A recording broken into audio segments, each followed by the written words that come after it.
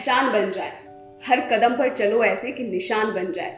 जिंदगी तो सब काटते हैं, लेकिन जियो ऐसे कि मिसाल बन जाए। नमस्कार, आप सभी का द पीके टाइम्स के खास कार्यक्रम शख्सियत में स्वागत है। मैं हूं आप सभी के साथ आरती शर्मा। दरअसल आज जो शख्सियत हमारे साथ मौजूद है, और चूंकि आप सभी जानते हैं कि द पीके टाइम्स हमेशा आपको एक ऐसी शख्सियत से रूबरू करवाता है जिसका व्यक्तित्व, व्यवहार और सोच प्रभावशाली है। और आज एक ऐसी ही शख्सियत हमारे बीच मौजूद है, पुलिस विभाग के वो अफसर जिन्होंने जनता के दिलों से डर को भगाकर उनके दिलों में एक खास मुकाम बनाया है। जी हाँ, 2010 के बैच के अधिकारी, आईपीएस अधिकारी और उदयपुर जिला पुलिस अधीक्षक विकास शर्मा जी। सर, बहुत बहुत स्वागत है आपका द पीके टाइम्स के खास कार्यक्रम में। जी, थैंक यू। सर, चूंकि आप हरियाणा के जिले के रहने वाले हैं, तो मैं आपकी सर जमी को आप ही के शब्दों में सुनना चाहूंगी कि किस तरीके से वहां पर आपका जीवन बीता, शिक्षा दीक्षा जो है आपने वहां पर प्राप्त की। देखिए, हर जगह जहाँ आप पैदा होते हैं, बड़े होते हैं, वहाँ से आपका विशेष लगाव रहता है। जी। तो वहाँ से मेरा विशेष लगाव है, और वो जगह है जहाँ आपके फॉर्मेटिव ईयर्स निकलते हैं। तो it's a very nice place. बड़ा अच्छी मेमोरीज़ है मेरी वहाँ की। एजुकेशन मेरी वहीं तक रही है, तो वहाँ की छोटी छोटी चीज़ों को बनते हुए देखा है। तो वो अपने आप में यादें रहती हैं, और जब भी उस जगह पे दोबारा जाते हैं या उसको याद करते हैं तो वो पुराने दिन वापस आते हैं, नॉस्टैल्जिक फीलिंग मिलती है। तो हर आदमी के लिए वो जगह स्पेशल रहती है जहाँ वो रहे हैं। तो मेरे लिए भी वो जगह बहुत स्पेशल है। बिल्कुल। चूंकि यूपीएससी एग्जाम को क्रैक करने का जो ये ख्याल है, कैसे जहन में आया और ये प्रेरणा आपको कहाँ से मिली? इसके लिए मेरे फादर और मदर को मैं श्रेय दूंगा। उन्होंने मुझे इसके लिए तैयार किया, और उन्होंने इसके लिए मुझे आगे मोटिवेट किया, और हर कदम पे वो मेरे साथ रहे। और उन्होंने जो भी इसके लिए तैयारियां करनी थी और जो भी डायरेक्शंस लेने थे, उसके लिए वो हमेशा उन्होंने मुझे एजुकेट किया, उसके लिए आगे बढ़ाया। जी सर, चूंकि कहा जाता है कि जब एक आईपीएस अधिकारी आप बन जाते हैं तो असली जो कठिनता है, मुश्किल भरा जो दौर है, वो आईपीएस अधिकारी बनने के बाद आता है। तो ऐसे वक्त में जब आप आईपीएस अधिकारी बने तो आपके लिए कैसा ये दौर रहा? मेरा ये मानना है कि कोई भी फील्ड आप चूज़ करेंगे, चैलेंजेस उसमें रहेंगे ही रहेंगे। और लाइफ अपने आप में चैलेंजेस से भरी हुई है। और चूँकि हम लोग पब्लिक के बीच में रहते हैं, तो वो चीज़ें ज़्यादा दिखती हैं। अदरवाइज़ हर आदमी को अपनी लाइफ में कोई ना कोई चैलेंज मिलता है। और हम लोग इस मामले में लकी हैं कि हमें अपनी जॉब करने के टाइम पे भी ऐसे चैलेंजेस काफ़ी सामने आते हैं। एंड हमारी टीम हमारे साथ रहती है, तो बढ़िया काम रहता है। ट्रेनिंग सेशन की अगर मैं बात करूं, आपके इसके यूपीएससी एग्जाम के बाद जब आप अफसर बनते हैं तो उस दौरान सबसे पहले ट्रेनिंग दी जाती है आपको। और ट्रेनिंग एक व्यापक प्रक्रिया होती है जहां पर हर क्षेत्र का एक एक्सपोजर आपको मिल जाता है। तो वो अनुभव आपका कैसा रहा? देखिए, नेशनल पुलिस अकेडमी हैदराबाद में सभी आईपीएस अफसर्स को ट्रेन किया जाता है, और वहाँ पे बहुत अच्छा इंफ्रास्ट्रक्चर इसके लिए डेवलप किया गया है। और चूँकि वो पूरे इंडिया को कैटर करते हैं, तो भारत के हर स्टेट की जो विविधता है उसको कैप्चर करते हुआ ट्रेनिंग प्रोग्राम बनाया हुआ है। तो जिस भी तरह की कंडीशंस पुलिस के सामने किसी भी स्टेट में आ सकती हैं, उसके लिए ट्रेन किया जाता है। जंगल वारफेयर के बारे में, अर्बन उसके बारे में, नक्सलिज्म के बारे में, काउंटर टेररिज्म के बारे में, और रूटीन पुलिसिंग के बारे में। तो बहुत अच्छा एक वहाँ पे मिश्रण है, हर चीज़ को उन्होंने बनाया हुआ है, लिया हुआ है उसके अंदर। और उसके साथ साथ फिज़िकल एक्टिविटी पे भी बहुत ध्यान देते हैं। फिज़िकल गेम्स, एक्टिविटीज़ और एक्सटर्नल एक्टिविटीज़ जैसे रिवर राफ्टिंग वगैरह, वो भी काफ़ी करवाई जाती हैं। तो वहाँ पे आपको एक समग्र विकास के लिए तैयार किया जाता है कि आपका जो पुलिसिंग का एस्पेक्ट है और साथ साथ फिज़िकल जो एस्पेक्ट है, दोनों पे ध्यान देके काफ़ी काम करवाया जाता है। जी, चूंकि ये तो एक ट्रेनिंग सेशन की बात हो गई। अगर मैं आपकी पहली पोस्टिंग की बात करूं, जब आपकी पहली पोस्टिंग वहां हुई तो कैसा एक जहन में ख्याल आ रहा था, किस उद्देश्य के साथ आप आगे बढ़ने की कोशिश करना चाह रहे थे? मेरे फादर का कोट मैं हमेशा यूज़ करता हूँ कि आप एक अच्छे ऑफिसर बने ना बने, लेकिन एक अच्छे इंसान ज़रूर बने। तो जब मैं इनिशियली जॉब में आया था शुरू में, तब भी मैंने इसी चीज़ को फॉलो करने की कोशिश की है, और आज भी उसी को फॉलो करने की कोशिश करता हूँ। और जब आप पहली बार किसी जगह पे जाते हैं और पहली बार किसी एक नई चीज़ को स्टार्ट करते हैं, तो एप्रीहेंशंस भी होती हैं, थोड़ा सा नर्वसनेस भी होती है। लेकिन टीम के साथ से और इन चीज़ों को अगर हम याद करें और अपने पेरेंट्स का सपोर्ट रहे, तो इनको ओवरकम किया जा सकता है। और इस मामले में मैं लकी रहा हूँ, मुझे अच्छी टीम मिली है, और फैमिली का सपोर्ट हमेशा रहा है। जी, चूंकि बतौर एसपी आपकी सबसे पहली पोस्टिंग जैसलमेर हुई थी, तो किस तरीके से यहाँ आपको चुनौतियों का सामना करना पड़ा और आप सफल भी हुए उसमें? तो ये तो ओपन फॉर इंटरप्रिटेशन है और इसको तो लोग ही बेटर जज कर सकते हैं कि हम कितने सफल हुए हैं। लेकिन ये बात सही है कि जिस तरह का यहाँ एकदम माहौल था, तो उसके बाद ये चैलेंजिंग अपने आप में चीज़ें थी। काफ़ी जो एक मिसट्रस्ट की भावना थी सिस्टम के प्रति, तो उसको ओवरकम करने के लिए, जैसे मैंने पहले कहा कि हमारी टीम ने बहुत मेहनत की। सभी लोगों ने अपने अपने स्तर पे, चाहे वो मीटिंग्स के थ्रू है, चाहे वो कार्रवाई के थ्रू है, चाहे वो जो एक्शंस उनको लेने थे या प्रोएक्टिव पुलिसिंग करनी थी, उनके थ्रू सभी ने बहुत अच्छी मेहनत की है। सभी लोगों ने मिलकर मेहनत की है और हम डेफिनेटली ये कह सकते हैं कि जिस स्थिति में हम 1.5 महीने पहले थे, उससे आज बेटर स्थिति में है और यही चीज़ हम आगे कंटिन्यू करते रहेंगे और पूरी टीम मिलके इसी तरीके से एक बेटर एडमिनिस्ट्रेशन और एक बेटर पुलिस एडमिनिस्ट्रेशन देने की कोशिश करेगी उदयपुर की जनता को। जी बिल्कुल। चूंकि अगर पिछले दिनों की हम बात करें तो उदयपुर जिले में एक ऐसी जघन्य अपराध की घटना घटित हुई थी, जिसके बाद काफी जो माहौल है वो गर्मा गया था। उसके बाद राज्य सरकार की ओर से आप पर भी भरोसा जताया गया और उदयपुर की कमान जो है वो आपको सौंपी गई। तो उस वक्त आपके लिए स्थिति को काबू करना कितना चैलेंजिंग लग रहा था? जैसे डेफिनेटली एक डिफरेंट चैलेंज था, क्योंकि एक बहुत ही विभत्स घटना हुई थी जिसके लिए जो इसकी निंदा की जाए उतने कम है और उसके जो फॉलआउट्स हैं उनको मैनेज करने के लिए और उसके लिए हमें चैलेंजेस थे और मेहनत की है सभी ने। पूरी टीम एक तरह से नई आई है यहाँ पे। सीईओज भी, एडिशनल एसपीज भी, आईजी सर भी नए हैं, तो उनके मार्गदर्शन में सारे काम हुए हैं और डेफिनेटली कहीं ना कहीं इसमें जो पहले भी काम हुआ था, जो इस हत्याकांड के बाद अभी जो पुलिस ने काम किया था और उसके बाद जो लगातार उसको कंटिन्यू रखा गया, उससे कहीं ना कहीं थोड़ा सा कॉन्फिडेंस हमें मिला और आज हम और थोड़ा बेटर स्थिति में परफॉर्म कर पा रहे हैं। और ये चीज़ हमारे डाउन द लाइन जो लास्ट कांस्टेबल है उसने जो मेहनत की है उसी का परिणाम है। हर एक आदमी ने उसके साथ जो उनको डायरेक्शंस दिए गए थे या काम दिया गया था, जिम्मेदारी दी गई थी, उस पर काम किया है और ये सब उदयपुर की जनता के सपोर्ट के बिना पॉसिबल नहीं था। उनके सपोर्ट के कारण, उनके जो हमारे जो भी आपसी लाइजन के कारण और उनसे जो हमने बातचीत की, उनसे जो चीज़ें निकल के आई उनको इम्प्लीमेंट करने के कारण बहुत बार हमने यहाँ पे मीटिंग्स ली सभी लोगों की। इनफॉर्मल मीटिंग्स भी हमारी हुई, स्ट्रीट में जाके भी लोगों से बातचीत हुई और फॉर्मल कंडीशन भी हमने मीटिंग की, तो उनसे काफ़ी फ़र्क पड़ा और लोगों की जो भावनाएं थी वो सामने आई और उसके हिसाब से हम पुलिसिंग को टेलर कर पाए। जी बिल्कुल। और चूंकि उदयपुर ज़िले में आगे भी इस तरह की क्या अवांछनीय घटनाओं का सामना न करना पड़े उदयपुर ज़िले को, तो उसके लिए कानून व्यवस्था को किस तरीके से आप बाहर दुरुस्त करने की कोशिश करते हैं और क्या कुछ खास प्लानिंग है आपकी? देखिए, बेसिक्स ऑफ पुलिसिंग पे काम करना बहुत ज़रूरी है। जो बदमाशों के खिलाफ कार्रवाई हो, पुलिस की प्रेजेंस स्ट्रीट पे हो और जो हमारे रिसोर्सेज जितने हैं हम उनको बेस्ट यूटिलाइज़ कर सकें, तो उनके लिए काम किया जा रहा है और जो फरार अपराधी हैं उनको पकड़ने के लिए काम किया जा रहा है।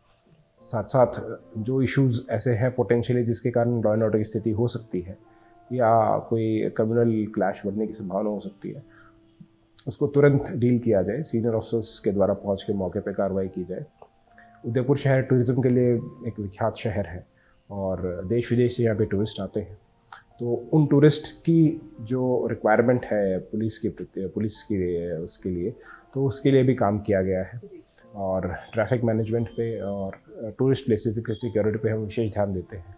और जब भी इस तरह का इन्फ्लक्स ज़्यादा रहता है, क्योंकि अभी टूरिस्ट सीज़न है, जिस टाइम उदयपुर में बारिश के बाद टूरिस्ट का इन्फ्लक्स बढ़ता है, तो जिन जिन एरियाज़ में हमें ज़रूरत है वहाँ पे हमने एक्स्ट्रा स्टाफ को डिप्लॉय किया है और वहाँ के जो लोकल एसोसिएशंस हैं, चाहे होटलियर्स हैं या गाइड हैं, इनसे भी हमने बात की है और कैसे हम सेफ उदयपुर का उनको एहसास दे पाएँ टूरिस्ट को, उस पर काम भी किया गया है। जी बिल्कुल। और सर, जब देखा भी जाता है कि जब इस तरह की घटनाएं होती है तो सच से ज़्यादा अफवाहें फैल जाती है, तो ऐसे में आप उन्हें काबू करने के लिए या उसके लिए आप क्या करते हैं? इसके लिए उनका डिनाइल बहुत ज़रूरी है, सच का सामना आना बहुत ज़रूरी है। तो सोशल मीडिया में इस तरह की बहुत सारी अफवाहें फैलने की कोशिश रहती है, तो हम लोगों को एजुकेट भी करते रहते हैं एंड इसके साथ साथ हमारी सोशल मीडिया सेल उन लोगों पर निगरानी भी रखती है जो इस तरह की अफवाहें फैलाने का काम कर रहे हैं, और उनके खिलाफ एक्शन हमने लिया भी है। कुछ अगर इस तरह का कंटेंट डालने वाले कुछ ग्रुप्स भी थे तो उनके खिलाफ भी एक्शन लिया गया है, और आगे भी ये कार्रवाई जारी रहेगी। जी। अब तक की अगर हम कार्यकाल की बात करें तो ऐसी कोई घटना जो जहन में उभर कर अब याद आती है आपको आज भी? देखिए, बहुत सारी इतने टाइम अगर रहेंगे तो life mix bag of tricks है, तो अच्छी बुरी यादें जुड़ी रहती हैं। लेकिन जो पिछले साल एक इंसिडेंट हुआ जिसमें हमारे 2 कांस्टेबल्स की डेथ हो गई भीलवाड़ा में, वहाँ पे रहते हुए, तो वो केस मुझे हमेशा याद रहेगा, और वो एक पर्सनल लेवल पे भी एक ट्रेजेडी में उसको फील करता हूँ हमेशा। जी, क्योंकि साइबर क्राइम जो है वो भी काफ़ी बढ़ रहा है, तो उसकी रोकथाम के लिए, उपाय के लिए आप लोगों को क्या करें? इसमें सबसे ज़्यादा ज़रूरी अवेयरनेस है, क्योंकि साइबर क्राइम का कोई क्षेत्र नहीं है। वो क्रिमिनल यहाँ बैठ के भी कहीं विदेश में या कहीं पे बैठ के भी वो इस क्राइम को कर सकता है। तो हम अवेयर रहें कि इस टाइप की चीज़ें, जैसे हमारी आईडी पासवर्ड शेयर करना, या कोई ओटीपी को शेयर करना, या आधार कार्ड नंबर, इस तरह की चीज़ों को शेयर करना, इनसे हम बचें, क्योंकि prevention is better than cure. अगर हम इनको प्रिवेंट कर पाएंगे तो इस समस्या से बहुत हद तक बच सकते हैं, क्योंकि इसका जो जोग्राफिकल स्प्रेड है वो बहुत ज़्यादा है। और फिर उसके बाद यदि घटना हो जाती है तो हम उन तक पहुंचने की कोशिश करते हैं, और इसमें कुछ रीजन्स हैं वहाँ पे क्राइम करने वाले जो लोग ज़्यादा रहते हैं, तो वहाँ से भी हमारा टच है, वहाँ की जो लोकल पुलिस है उससे भी हम टच में रहते हैं, और लोगों को अरेस्ट करने की कोशिश करते हैं जो इस केसेस में लगे हुए हैं। लेकिन इसके लिए बेस्ट यही है कि प्रिवेंट जितना हम कर सकते हैं इसको, उतना प्रिवेंशन पे काम किया जाए। जी बिल्कुल, क्योंकि आम इंसान से एक प्रशासनिक अधिकारी बनने तक का जो आपने सफर तय किया है, आज अगर आप पीछे मुड़कर देखते हैं तो सबसे अहम बात क्या लगती है आपको? पुलिस सर्विस बहुत एक डिफरेंट टाइप की सर्विस है, और यहाँ पे एक्चुअली लोगों को इंस्टेंट जस्टिस और इंस्टेंट उनकी मदद की जा सकती है, और ये एक बहुत ही मेरे लिए बहुत अच्छी बात है कि मुझे पुलिस अफसर बनने का मौका मिला है। और हर पुलिस अधिकारी किसी न किसी फॉर्म में इस पे काम करता है, और जो संसाधन है और जिस तरह के नियम कानून है उसके हिसाब से अपना बेस्ट देने की कोशिश करता है, और करते रहेंगे। जी बिल्कुल सर, अक्सर देखा जाता है कि आमजन के बीच में आमजन को पुलिस से उम्मीद भी रहती है, तो कहीं न कहीं एक भय भी है, तो इस दूरी को आप कैसे खत्म करते हैं? देखिए, लोगों को ये समझना चाहिए कि पुलिस उनके लिए काम कर रही है, और चूँकि एक गैप रहता है तो ये फीलिंग कभी कभी ट्रांसमिट नहीं हो पाती। इसके लिए हमारे कुछ जो कम्युनिटी पुलिसिंग के इनिशिएटिव्स हैं, CLG मेंबर्स के थ्रू, ग्राम रक्षक के थ्रू, उनके थ्रू हम ये बात पहुंचाने की कोशिश करते हैं, और मीडिया चैनल्स के थ्रू भी ये बात लोगों तक पहुंचने की कोशिश हमारी रहती है, पहुंचाने की, कि यदि कोई क्राइम हुआ है तो पुलिस उसको डिटेक्ट कर रही है। वो उसमें शायद एक चोरी करने वाले को पकड़ा जाएगा तो बहुत सारी चोरियाँ जो करने वाला था वो रुक सकती। तो पुलिस का सारा ऑब्जेक्टिव जो है काम का, वो लॉ एंड ऑर्डर को और पब्लिक सिक्योरिटी को बना के रखने का है। तो आप सबके बीच में हम काम करते हैं, लेकिन वो काम आपके सहयोग के बिना नहीं हो सकता। पब्लिक के सहयोग के बिना कोई भी पुलिस कहीं की भी हो फंक्शन नहीं कर सकती। सूचना देने के लिए भी, हेल्प करने के लिए भी, और पुलिस का पार्ट बनने के लिए भी आम पब्लिक की हमें बहुत ज़रूरत है। और हमारी सबसे यही निरंतर अपील रहती है कि आप हमारे साथ जुड़िए और आप अपनी चीज़ें शेयर कीजिए, हम उस पर बेस्ट से बेस्ट पॉसिबल रिजल्ट देने की कोशिश करेंगे। जी बिल्कुल। और चूंकि क्या IPS अफसर होने के नाते बहुत बड़ी जिम्मेदारी आपके कंधों पर है कि कानून व्यवस्था को बनाए रखना है। आपकी धर्मपत्नी की अगर मैं बात करूँ तो वो भी पेशे से डॉक्टर है, तो ऐसे में आप जो सामाजिक दायित्व तो बड़ी बखूबी निभा रहे हैं, लेकिन पारिवारिक जो जिम्मेदारी है उसे भी क्या आप बखूबी निभाते हैं? देखिए, कुछ कंडीशंस ऐसी होती हैं जॉब के साथ कि कई बार हम घर पे समय नहीं दे पाते हैं, तो ऐसी स्थिति में फैमिली का सपोर्ट होना बहुत ज़रूरी है। और जैसे मैंने आपको पहले बताया कि पेरेंट्स और वाइफ की तरफ से मुझे पूरा सपोर्ट मिलता रहता है, और वो लोग भी इस बात को समझते हैं कि कई बार हमें कुछ ऐसी चीज़ें अवॉइड करनी पड़ती हैं जिसके कारण जो नॉर्मली हम कर रहे होते हैं या फैमिली के साथ हम टाइम स्पेंड कर रहे होते हैं, तो वो अंडरस्टैंडिंग होने के कारण काम करने पे बहुत इजी हो जाता है। एंड इसके लिए मैं पूरे परिवार का शुक्रगुजार हूँ कि उन्होंने मुझे हर मोमेंट में सपोर्ट किया है। जी बिल्कुल सर, चूँकि वेल नोन सेइंग है कि हेल्थ इज़ वेल्थ, और इसके लिए आप चूंकि एक ऐसे पद पर आसीन हैं जहां आपके पास कई सारे ऐसे केसेस आते हैं जिसका सीधा प्रभाव आपके दिमागी तौर पर पड़ता है, जहन पर पड़ता है, तो अपने आप को मेंटली और फिजिकली फिट रखने के लिए क्या करते हैं? ये भी एक कई बार साइड इफ़ेक्ट हो जाता है जॉब का कि हम खुद पे ध्यान नहीं दे पाते। जी। तो कोशिश ये रहती है कि जो अपने खुद के इंटरेस्ट्स हैं उनको परस्यू किया जाए।